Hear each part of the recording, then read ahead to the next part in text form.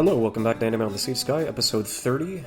It's been a pretty all-over-the-place kind of Labor Day weekend, considering that I've been able to catch up with a couple of buddies that I haven't seen in several months. Was able to catch up with them, played some video games, went out and got some food, ended up watching a couple of pieces of anime, including rewatching both Made in Abyss and Porco Rosso, one of my favorite Ghibli films, as well as over the weekend getting to see my first live concert in nearly 2 years. Thankfully, nearly the entire base of people that were going into the live event were fully vaccinated, on top of the fact that it was outdoors in one of the major parks down here in Vancouver, and it was honestly everything that I enjoyed and missed, considering I haven't been able to experience any event kind of like that in a very long time. And so it was really fun to go back, listen to some music, catch up with a couple of people, and actually be able to get some semblance of normal in the full vations of live events. So it was really nice to kind of get back to that kind of activity for the first time in a while. But on the anime side of things, I mean, the third My Hero Academia movie is already doing better numbers than both of its predecessors and reaching $2.06 billion, and which sits around $19 million in US bucks, on top of the fact that it was able to break the previous film's record of $1.8 billion. So it's been kind of at least a bit of a better space for My Hero Academia to be in, considering that the anime itself is finally getting into the My Villain Academia arc, which is a long time coming, and I would imagine, considering that the majority of the people consistently repeating, like, word after word, saying, this is going to be better, this is the whole reason why Season 5 is living up to it, there's going to be a lot of reveals, there's going to be a lot of fights, there's going to be a lot of death and destruction and chaos that is going to be reverberated throughout the rest of the seasons that are going to be moving forward, but it still definitely felt like the amount of work that it actually took to get there, the compromises that had to be made in order for it to actually be fit into the fifth season in general, has definitely kind of ran the entire fan base ragged a bit, not only the manga viewers, but the first-time anime viewers as well. At least it seems that the third film is getting relatively, like, a modest amount of praise, so it's not necessarily too ambitious and not too out of the ordinary for it to kind of, like, stifle and kind of divide any, like, semblance of fans, where, for better or worse, it's just another My Hero Academia film. And I wouldn't be surprised that the more films that they make, the more chances that they'll be able to top each other, as well as break the records that have been set before them, on top of them being able to be distributed as possibly the longest currently running shonen to get a regular amount of film appearances, considering that, of course, Demon Slayer has already broken its records and its own set, especially with its first film that ended up coming out several months ago, as well as Jujutsu Kaisen being able to get its first film coming out in December, at least relating into Japan. So for us, we're probably not going to be able to get that into a Western release until about spring of next year. But My Hero, it's definitely been a bit of an awkward scenario, especially with just the entirety of Season 5 as a whole is just like an entire microcosm of essentially what it's been doing wrong and what essentially the relationship it has between its viewers based on what it's trying to do in terms of prioritize the films, prioritize the money, and prioritize on selling the brand of the series rather than the story itself, which has definitely been a little bit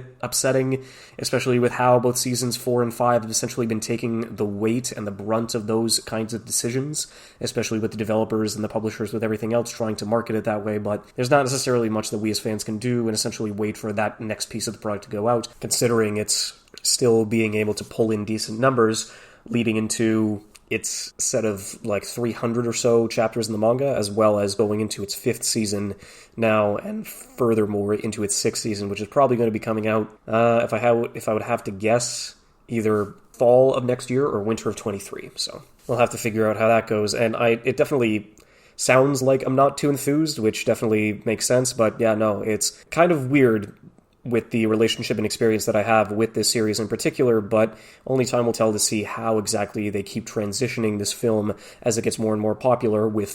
and on top of it having to come into conflict and battle the popularity of Shonen's other popular series as well. And then essentially shows being put under the weight of their own ambitions. We're getting more and more interviews as well as photos for the new live-action adaptation coming out on Netflix of the original Cowboy Bebop series. I mean, John Cho, the man who is going to be playing Spike, who is nearly going to be turning 50, he's also been thinking about how Spike is equaling the fear that he has about the reaction of everybody going into it, considering that, just worried about being the inevitable comparisons that are going to be bringing up towards it and the original series, which definitely makes sense, because with a series as prolific and popular and widespread and well-known as Cowboy Bebop, it's always going to come into conflict with that kind of identity as what it's going to be, not only as a standalone work, but what it essentially is as an adaptation relating to the content that it is going to be adapting going through. It's going to be incredibly difficult for it to find its own standing and its own legs, especially being compared to a monolith of a series in of itself. And so what fans are going to be looking for, what essentially their priorities are going to be, what their initial reactions are going to be, what they're going to be going through, because we still haven't had any major live footage. We haven't had any trailers, rather just images and photographs of the sets, of the characters, of the set design, of the costumes and everything else, trying to have the same kind of energy and feel as the Cowboy Bebop series, but we haven't necessarily been given anything concrete as of late. And because of how passive I am about any of these things, I'm literally just going to have no expectations leading into it. I'm going to watch it regardless, because of course, for it to be a live-action adaptation of a series as monolithic as Cowboy Bebop, I'm definitely going to be able to give it a watch, whether or not I decide to go through a handful of episodes, or if I wait to the end and I decide to marathon it all at once. At the very least, I'll give the first season the time of day and kind of just see how that kind of adaptation is going to translate, especially into more of a Western production. And it's easier for me to just say, oh, you don't necessarily have to worry about the fans' priorities and what their relationship and their opinions are going to be about. The only thing that you can do is the best that you can do, especially when you're dealing with a product such as this. But then, of course, they can't really have the same kind of luxury as the rest of us just hoping for something that is a amicable or at least just a good product, considering that live-action adaptations, fans have already been known and have already been experienced and used to it completely falling through the floor and not being able to acquire any of the magic or any of the feel that the original animes have been able to create in the midst of their own productions and their own runs. And of course, we've heard through interviews and all of the lip service where they're trying to be as faithful to the original as possible, while also being able to find their own stride and being able to survive as their own standalone work. But I definitely am not envious of any of the actors, any of the staff, any of the people involved in this production when you're essentially trying to compare yourself to something like Cowboy Bebop, especially trying to adapt that inside any semblance of imagination, just trying to make it satisfying both to newcomers as well as longtime fans. So I'm still going to keep my expectations low based on essentially what we've had to deal with in the past, but at this point in time, I can still give them the benefit of the doubt to kind of feel like they're trying to put this passion in a positive light, and hopefully they'll be able to give the rest of us, a way to just still be able to re-experience it in a new light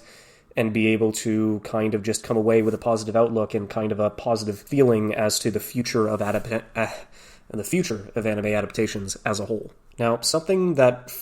ended up coming up, which is an interesting combination to say the least, but is definitely kind of tragic and disappointing, but ultimately understandable for a future project that's going to be coming out of Science Saru, is that they're going to be revealing the Heike, I think, a Heike or Heike story,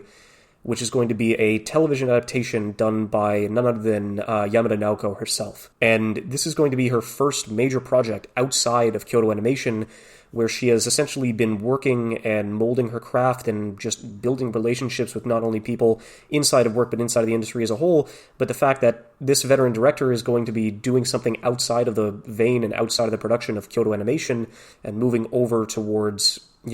Science Saru, which both of them have really good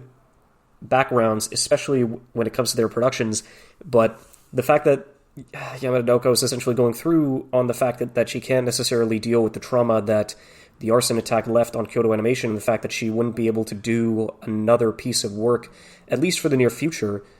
back in that original Kyoto Animation studio is definitely just sad in that same vein. The fact that she wouldn't be able to create another piece of production, especially within that same vein and within that same social circle and network that she's been able to cultivate over all these years. And she's got good collaborators with her. She's got Reiko Yoshida as the scriptwriter, as well as Kensuke Ushio, who's the music composer, and both of them have done multiple works leading into Science Saru. But the fact that Science Saru, that now off the back of all of their successes, are being revealed to the fact that they're privy to falling to the same pitfalls as the animation industry,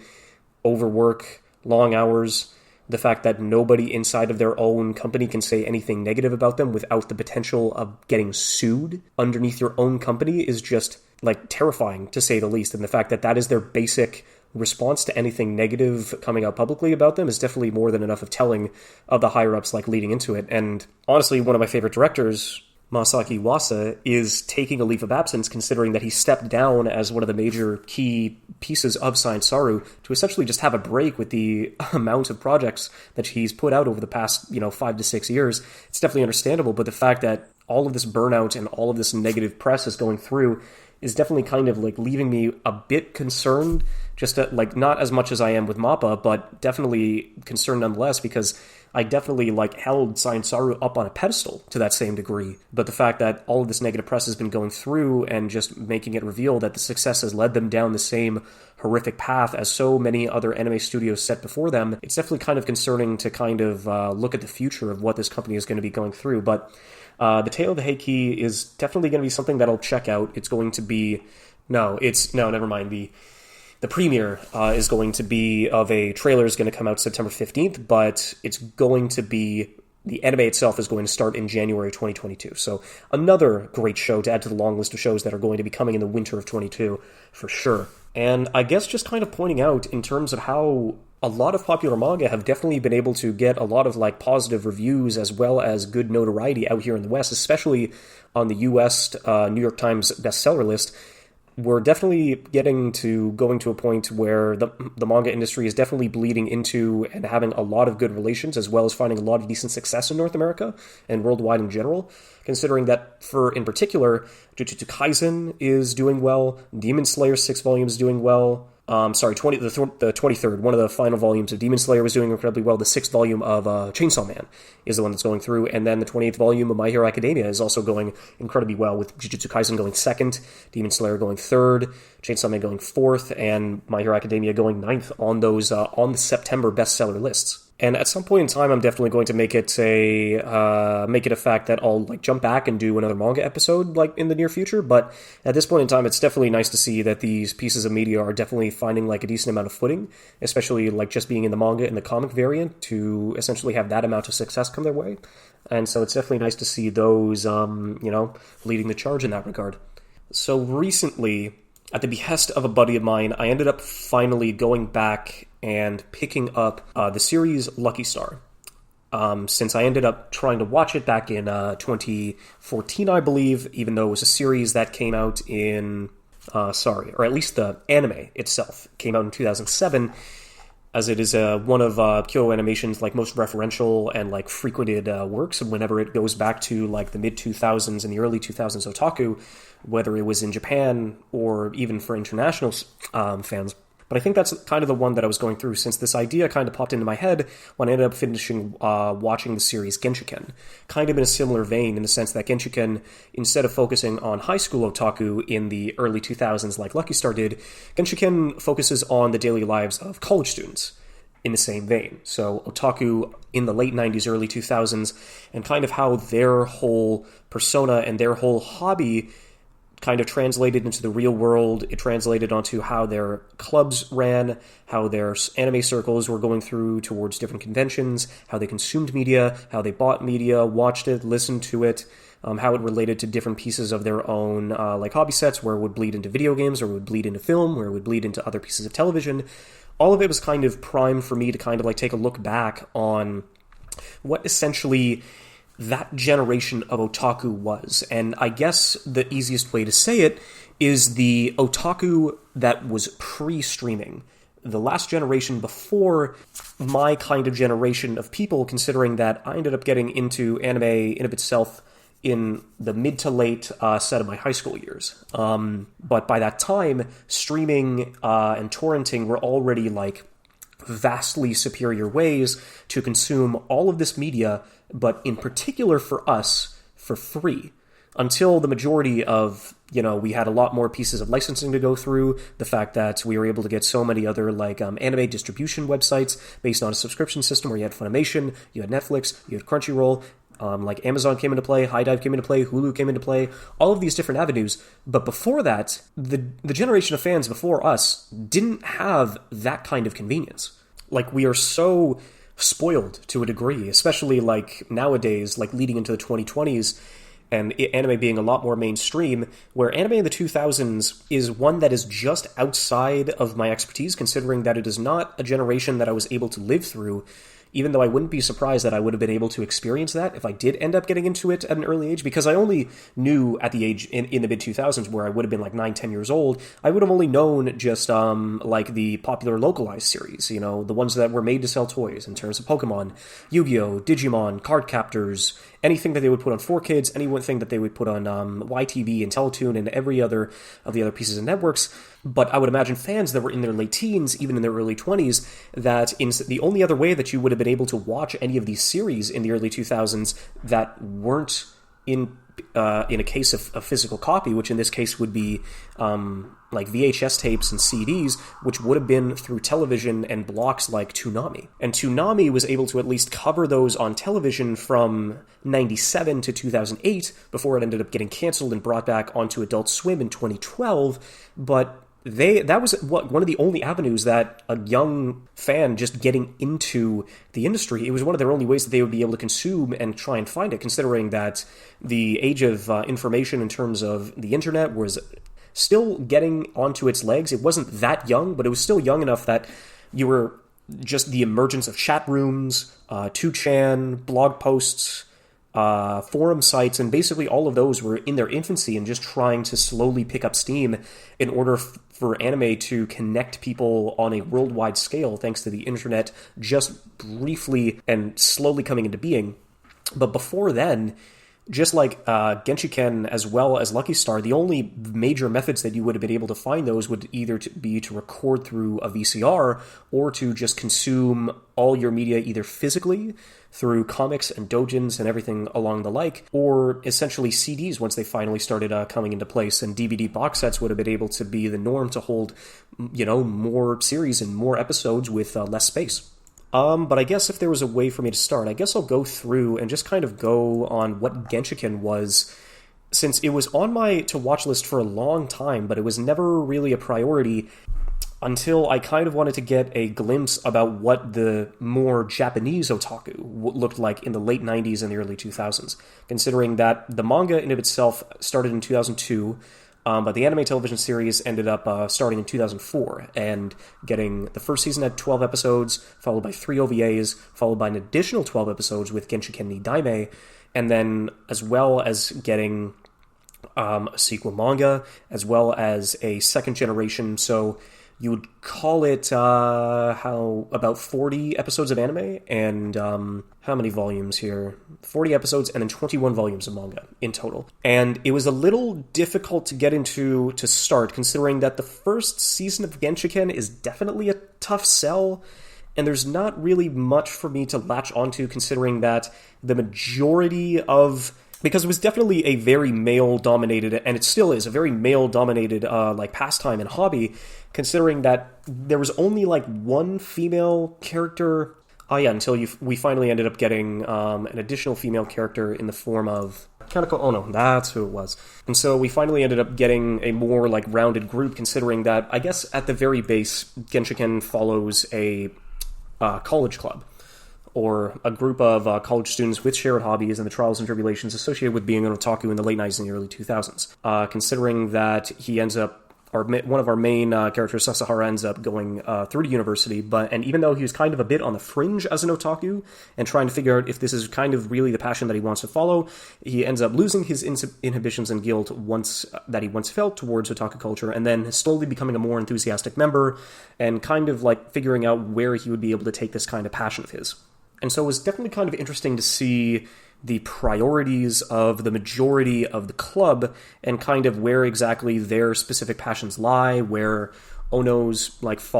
where Ono and Tanaka, both of them are able to go through, as he and she are pretty much a really perfect couple, even though it takes them a while to get that far, as one is a costume designer and the other one is a hardcore cosplayer, as well as the rest of the cast, where you have Madarame, who is essentially the most, not necessarily hyperactive, but he is known for being the second president of the Genshiken as a whole. But then another one of the interesting couples that we have in the series is Kosaka, which is really interesting considering that he's a real heavy gamer, especially when it comes to fighting games, and is a hardcore otaku as well. But considering that his girlfriend, Kasakabe, is just like not attracted at all by the sexual charms of just anime and the entire otaku lifestyle in general, where she still loves her boyfriend, she still loves Kosaka, but it's really tough for her to find any sort of relevance or any sort of, passion, considering that she has no familiarity or no kindness towards the otaku fandom as a whole. And so she still ends up joining the club and still having to follow through with a lot of their escapades, but she's kind of like the least otaku set of the rest of it. She still smokes, she drinks, most of her passions rely around fashion, but not in the cosplay sense. And it's really interesting to kind of see like how the rest of this dynamic and this group bounces off each other to lead into it. And it definitely felt like the first 12 episodes were a little iffy, considering that the dynamic and just like the way the cast kind of bounces off one another, it didn't seem too natural for the rest of it, and it didn't really click with me too much, which is why I was really kind of downtrodden to figure out where it's no, dude, there are 28 more episodes of the show to watch, and I thought it was just 12 episodes and 30 OVAs, but then realizing that, oh no, there's going to be so much of this for me to go through, and just trying to figure out if there was anything passionate for me to kind of leave behind. But being the kind of completionist that I am, if I'm already 12 episodes into a series, then it's just kind of if 40 episodes, that's not too big of a time investment, I'll definitely go through. And I definitely started to warm up towards the rest of it as their group definitely starts to go through and expand into the later seasons, as we end up getting the self-professed otaku hater Ogue, where she absolutely hated otaku from the offset, but that's more just kind of self-hatred towards herself, considering that she is a fujoshi, she is into yaoi, or in this case, male-on-male, not incredibly, or not sexually primarily focused, but more on the love and relationship between two men. And she's never really kind of gotten over that, and it isn't until she's able to join a club that's a lot more lined up with her sensibilities and expertise, especially slowly growing towards a relationship between Sasahara.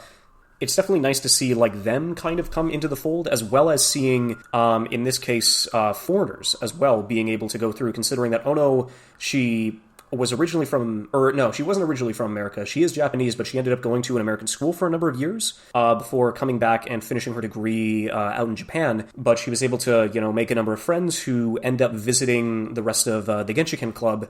later on into the series. And so it was... So, yeah, I guess that the long-winded introduction to all these characters, where it's essentially just a college Japanese anime club, leading into the early 2000s, it was definitely interesting to kind of see where their priorities landed, and kind of how much of a shrine and how much of an importance specific events definitely go lead onto it, which, in terms of the Japanese anime lexicon, Comiket Summer and Winter are without a doubt the two biggest anime conventions in Japan, where it is... If you've seen this four-pegged, kind of triangular building surrounded by glass, that is the venue that Comiket gets takes place in every year, and it is the piece or ground zero of so many pieces of anime culture and history, and the fact that it's the major event that goes through, where you get guests, you get doujin artists, or in this case fan, based on actual copyrighted works and mainstream pieces of anime media, where it's definitely interesting where Japan's copyright system and laws are incredibly fucking tight and still loose to a varying degree, especially when it comes to fan-translated stuff and fan-created pieces of work, where you don't even need any sort of, go-ahead or acceptance from any, major show, either Attack on Titan or Code Geass or Sword Art Online or My Hero Academia. You can make fan-translated works and sell them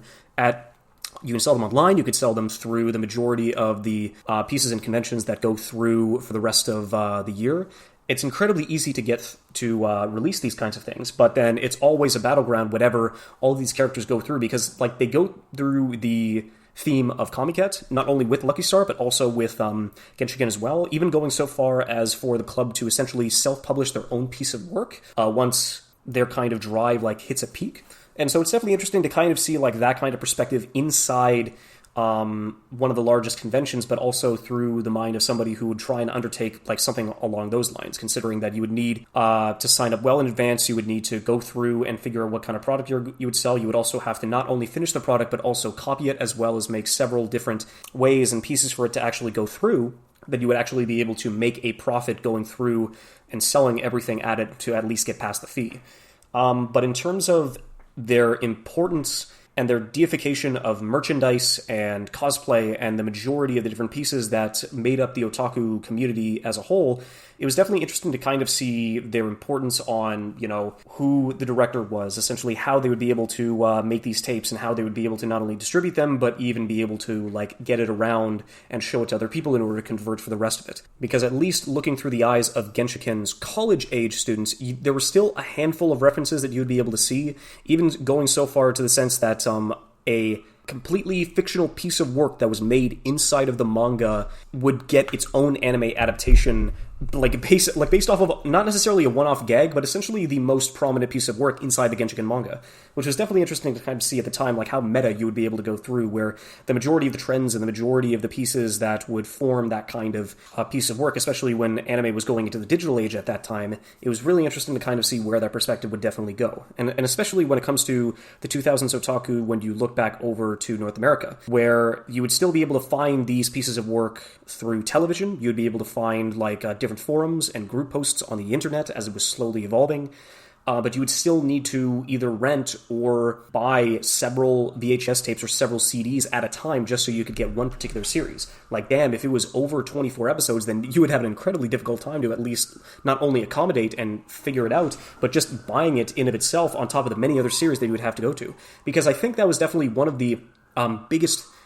inspirations of that kind of group, is that you didn't really have a good way to figure out if a show was good or not. You would only have to go through word of mouth, as a lot of us would do, but then you wouldn't be able to find YouTube videos. You wouldn't be able to find different pieces of reviews, whether it would be through online posts or videos or a word of mouth, or you could at least figure out a general consensus and what trends were popular and what shows would have been able to get the majority of the pieces of cosplay or fan arts or fan-made content whenever they would be able to be made at any kind of convention that was laid out. But the fact that you would essentially have to gamble so much money just to put down for a series that would potentially be good, that you had no idea if it was close enough that you would be able to have an interest in it, especially if it would be going around 24 plus episodes, the amount of money that you would have to spend on a product like that, let alone the amount of products that you would have to go through before the fan subbing era, where you would be able to, that's definitely the biggest change, especially when it comes to the late 90s, early 2000s to now, where we can still buy DVDs and Blu-rays and subscription services to essentially watch as many shows as we wanted. But the fact that, for me in particular, in the late 2000s as well as the early 2010s, the internet allowed you to consume all of this content for free. And from a click of a button, there was no wait, there was no figuring out what piece of the catalog at your own, Blockbuster or VHS, Videoland, just any other piece, or Rogers Video, which would have been mine if I ended up getting into, the anime fandom early enough in the early 2000s. The fact that you would be able to just immediately find whatever you're looking for, and because fan subbing was a much larger avenue, the amount of shows that you would be able to, go and consume was limitless. But it's definitely one of the things that I don't necessarily pride myself on, but one of the nice things about being an anime fan nowadays is that I don't necessarily have to pay too much to get the kind of series or merchandise that I need, because I'm not really much of a merchandise kind of guy. The last two Blu-rays that I ended up not even buying, I ended up getting as gifts, were the Your Name and the In This Quarter of the World Blu-rays. And I can't remember, the last time I ended up getting any sort of, physical media or physical piece of merchandise, which is definitely more prioritized nowadays, considering that at least physical pieces of media are definitely increasing in popularity and, demand nowadays. But the fact that I can go through all of this and not have to break my bank is definitely one of the things that I appreciate, and one of the things I definitely don't miss about going back into that kind of generation of fandom, because I would be broke beyond a shadow of a doubt if I had to pay for every piece of media that I would have to consume way back when, and it would never come in a bundle. I would have to buy all of those series individually, all those series, all those films, all those OVAs, just the merchandise, the different avenues and pieces that you would have to go through to support your favorite pieces of work were so much more demanding in terms of not only your money, but your time, as well as the amount of effort that you would have to go to even ascertain or find the different pieces of media that you would have had to at least go through. Especially like with the Barney tapes back in the 90s, like just trying to figure out and get the distribution right to try and like figure out a specific kind or a specific series that you would be able to hear about but never be able to consume in general, because not everything that you would be able to hear about you would be able to consume. Which is why I would have definitely imagined that conventions back in the early 2000s would have definitely been more important, because now that anime is a lot more mainstream and you can have tens to hundreds of thousands of people into specific conventions, like back then in those days, I would be surprised if it would only be like several hundred to like 1,000 or 2,000. It was definitely a lot smaller and a lot more, unfortunately, like looked down upon, like even less towards video games, considering that at least with video games, by the time you got to the 2000s, there had been more than enough decades like preceding it that it had actually been able to find a foothold, especially in terms of North America, for it to be not only a specific career path, but also a passion that you would be able to go through and, enjoy without having anybody just looking down on you for liking anything related to that kind of passion. Because, yeah, anime definitely didn't have that kind of shift until the 2010s, when it started becoming a lot more mainstream, and there's so many more avenues that you would be able to consume it, and that you'd be able to find so many more people talking about it, not only online, but just in general and out in public. And so I definitely appreciate that now, and I definitely appreciate the generation of fans that came before us, considering that the amount of backlash, but not only the amount of time and money and passion that they would actually have to be able to put into this series in general to even get any kind of fulfillment out of this kind of media, I can only just thank and applaud them. And I will admit, I'm definitely going to have to apologize to Cookie, considering that one of the reasons why it was tough for me to get into Lucky Star in general was just that the amount of talking on nonchalant and pointless conversations to the point of K-On!, but at least with K-On!, I definitely appreciated a bit more of the musical aspect and kind of that set of characters. Lucky Star, it really took me a while to even now, even after finishing it, I don't really feel like I could get into enjoying any of these characters to a degree. Just kind of seeing Izumi or Konata being the essential blue-haired general otaku of the 2000s was definitely one that I would be able to go through or at least appreciate, but the rest of them were essentially just archetypes to varying degrees, but not necessarily going out of their way to be anything too special. The one saving grace for me in particular when I was watching Lucky Star would have definitely just been, it is such an overtly referential series, not only just in anime, but in North American products as well, considering that you'd be able to find stuff like Star Wars, you'd be able to find handful of references leading to Saw and 24 of all things, but then of course all of the different pieces of Japanese media that they would be able to reference and even call back to, even the magazines New Type that they would be able to go through, and New Types that would even be distributed over through in the States as well, just getting, even though a lot of them were in Japanese, just getting a good idea about the series that are going to be coming out that were the closest pieces of information that didn't have as much delay for the rest of the world to catch up on. But then of course you would have, the regular series that Kyoto Animation would go through and reference their own work, especially with Fumofu, as well as Full Metal Panic. So a lot of these different pieces, but then of course you would have Fate Stay Night and visual novels like Shuffle, but then old action series as well as Berserk, Fist of the North Star, and mecha series like Gundam and Neon Genesis Evangelion. Oh yeah, and totally Haruhi. If there was any major reference that he would go through, Hirano, who is the voice of Haruhi, is the main voice of Konata, who is the main blue-haired gal in Lucky Star as well. And so the amount of overt references that they would essentially have to go through and back and forth were definitely uncanny and a little forced at times. But it still ended up doing a really good job, with not only managing its humor, but also giving a kind of perspective on what a general high schooler, as well as as Konata, would feel towards the anime and the medium and the passion that she loved. And in particular, it was definitely interesting to kind of see references as well as Full Metal Alchemist, as well as JoJo's Bizarre Adventure, even the 2chan boards that were predominantly used throughout all the messaging in terms of line out in Japan. But it was definitely interesting to kind of go back and forth and see that, but I'm pretty sure and remiss that one of the only reasons that I was able to go through and finish Lucky Star in of itself is that now specific streaming services now allow you, if you haven't like torrented, you've been able to like increase your playback speed on torrents for the longest time, but now for me in particular, the fact that I'm on specific sites, I'm able to go through and change the stream speed like to 1.5 to 1.75 to 2 times the regular speed. I'm sorry, Cookie, that's definitely the only way I would have been able to go through, considering that, at least because of the subtitles, you're able to absorb their information a lot quicker, and a lot of the topics that they did go through, and unfortunately, I would not be able to recommend Lucky Star nowadays, especially with how dated its world and its media and its outlook on otaku and anime was. If you wanted to get a better feel on what essentially that kind of medium was like in the eyes of the Japanese in the late 90s and the early 2000s, the only reason I would recommend Genshiken in this case is if you are that interested in going back in time to kind of see what the priorities and the trends and kind of what the medium and the otaku were doing at that specific time frame. That's the only reason I would ever recommend any of Genshiken to anybody, because it's, if you want to like watch an anime nowadays, like any other like specific anime, this is definitely one that's like rooted in reality. It is more of like a animated television drama based on otaku than it really is about being an anime generally in of itself. And so it's been really weird to try and figure out a way for me to like incorporate these two series into an episode, but at the very least I can definitely like I just wanted to kind of like go through this and kind of like give a perspective from somebody who like wants to go back and wants to champion these fans that were essentially like the trendsetters and the like forerunners of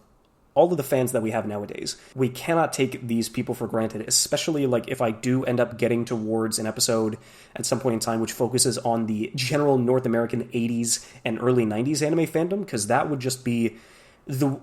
fact that we have any of this kind of like fan base and medium and mainstream appeal that anime has now, like based on the passion and the time and the effort that the fans of those generations made to essentially have the world in which that we're able to view anime in this way, and the fact that that's even possible, like I cannot applaud them enough to essentially like have us be able to experience this kind of this kind of medium of entertainment, and the fact that it's come this far along and the fact that it's been able to go through to this extent is all from their hard work and passion. And someday I'll be able to go through and like properly thank them, but for now I was at least able to get this episode out the door, and I'm in the midst of working on an Evangelion episode with a buddy of mine, Johnny, and trying to figure out like how we're going to be able to like set multiple recordings and how many episodes we want to kind of deal with. And because it's Evangelion, especially with the final film directed by Hideaki Anno, 3.0 plus 1.0, like there's not going to be another reason for us to talk about Evangelion ever again, because this was the end of Eva, and I'm pretty sure I talked about this last week or 2 weeks ago, and I was definitely expecting to have that episode out by now, but just the sheer gravity and weight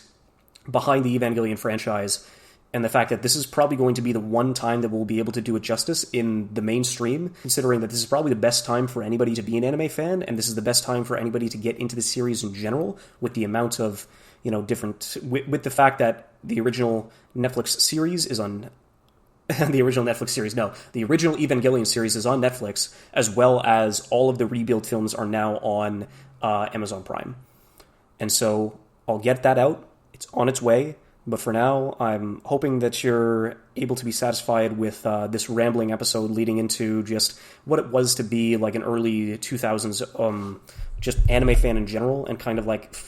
get a general idea or a window or a perspective, hopefully to just give you an interest to kind of like see how it was way back when, and try and figure out how the medium itself was able to evolve like this out in the West. But that's about all I can say for now. So cheers, thanks for listening. Peace.